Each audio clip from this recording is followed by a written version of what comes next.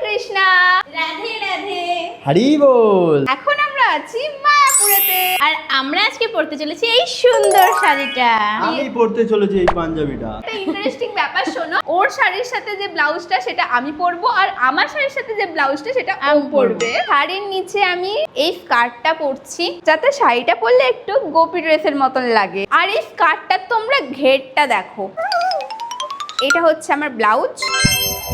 Wow, সবথেকে important কাজ এখন আমরা করতে চলেছি। এটা হচ্ছে শাড়ি পরা। প্রিয়া আমাকে কত হেল্প করছে, thank you Priya.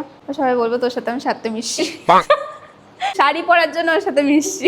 And guys, তোমরা জাস্ট দেখো কত সুন্দর করে পরিয়ে দিয়েছে আমাকে শাড়িটা। Thank you. ওয়েলকাম। এখন আমি খুব হালকা করে একটু মেকআপ করবো। মেকআপ করার আগে আমি একটু প্রাইমার অ্যাপ্লাই করে নিচ্ছি। তোমরা জাস্ট এই কানেরটাকে দেখো, পুরো আমার শাড়ির সাথে ম্যাচ করে যাচ্ছে। আমার শাড়ি খুলে যাচ্ছে, শাড়ির উপর বসছে। পাঞ্জাবি প্রত্যেকে ফাটিয়ে ফেলেছে গাইস, এই দেখো।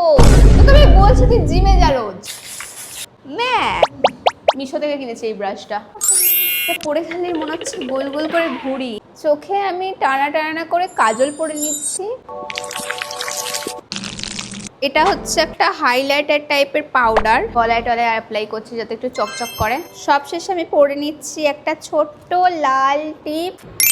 অ্যান্ড আমি তো ভাবতেই পাচ্ছি না এত সুন্দর করে আমি গোপী ড্রেস না কিনে গোপী ড্রেস স্টাইলে শাড়ি পরে আমি বেরাতে চলেছি। হাতে পরার মতন কিচ্ছু পাচ্ছি না গাইস, তাই আমি ভাবছি আমার ওয়ান অ্যান্ড অনলি ঘড়িটা পরবো। অ্যান্ড এটা হচ্ছে আমাদের দুজনের ফাইনাল লুক।